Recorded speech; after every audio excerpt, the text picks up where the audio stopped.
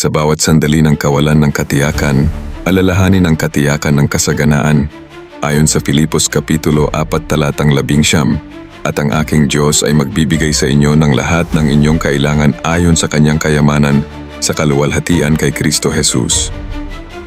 Ang talatang ito ay naghahayag na ang mga mapagkukunan ng Diyos ay walang hanggan, nagbibigay sa bawat pangangailangan.